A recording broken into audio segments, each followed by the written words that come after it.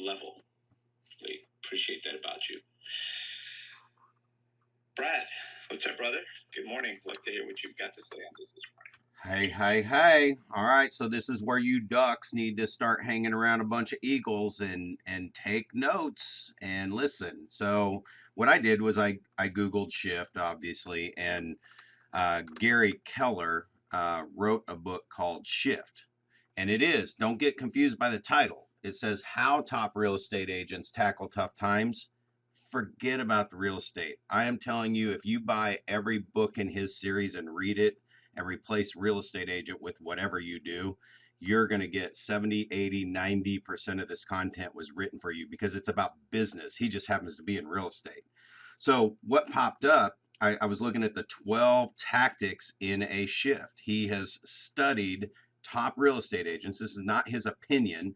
It is top real estate agents, and that's all he does is hang out with top agents. That's his main goal in life, is to help create businesses that work. And he talks about the 12 tactics. And as I was looking through them, I'm just going to share 6 of them with you because I literally have applied all 12 of these to my business. And I think I'm experiencing, it's got to be my 11th or 12th shift since I've been in real estate. And I'm telling you, these were business game changers. So I'm going to share it. Forget the word real estate. Just hear it for whatever you're doing. The first tactic is get real, get right. It's mindset and action. And you got to have the right mindset. I posted in the chat when Jason was talking. It's like, hey, don't be defensive about your thing. Listen to what's being said. How does it fit with what you believe, and where can you poke holes in what you believe to start looking at the bigger curtain, right? So 2 to 3 months after COVID hit, I Tony, you said earlier, get 2 to 3 months worth of reserves. When COVID hit, I had to change my mindset because I needed a year of reserves. If something like COVID were to hit and to slow things down for a year, do I have a year of reserves? And by focusing on that, I'm telling you what, I got up to 8 months reserves in the bank and it saved my butt. Now, understand that before I could barely get to 3 or 4 reserves, right? Because I mean, I was just working at it, and then things would happen. Life happens. And but once I reset that and went to a year, I had enough to get through all that stuff. Number two, remargin your business, expense management. I cannot tell you how many times a shift happens and I will go through my expenses and cut out the fat. Now, I do just the layman's terms, cancel my credit cards and get a new card because I know there's services, you've mentioned it before, Tony, that will go through and evaluate stuff, and it's like, you know what, if I cancel them, they can't bill it next month, and by the time I figure out what the heck I'm supposed to use and put in the stuff, I'll just cancel them, get new cards.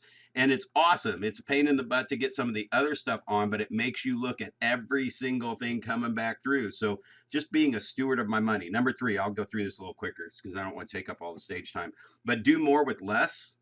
Do more with less. This is the time to systematize.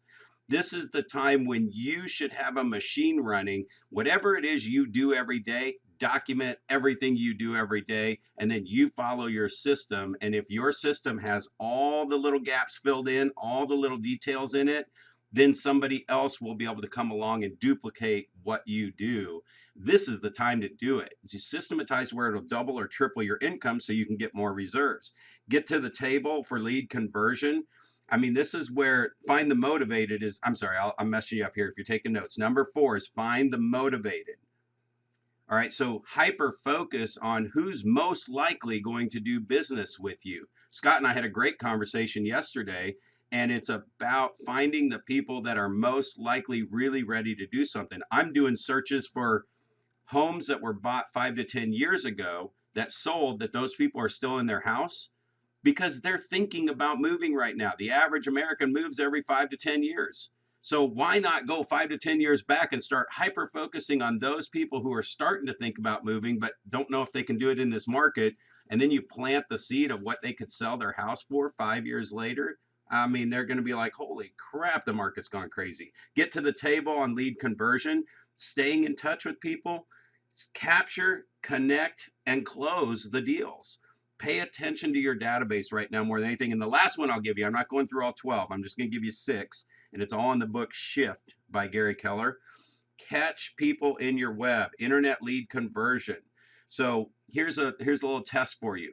Really look at everything you've got going to make sure you're getting the most out of the market that you can possibly get.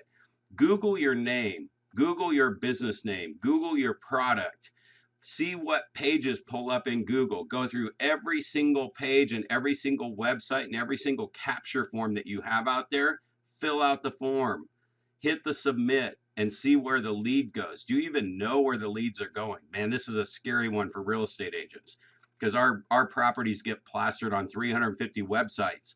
Do you know that on my particular listing, if I'm looking at it, it says it's listed with Brad Korn, and I fill out the form for more information, Brad Korn doesn't get the lead, but about 5 other agents do, and they call me back. And they don't even pay attention to the fact that it's me.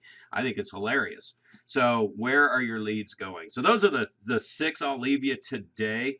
I just, hold every dollar accountable. I hold every dollar accountable to a 5 to 10 times return, which that thought right there, it means if I spend $1, I have to get $5 to $10 back or I won't do it. That started in a shift, but now it's a permanent part of my life. And there's a lot of really cool things that I would love to do that are 2 to 3 times return.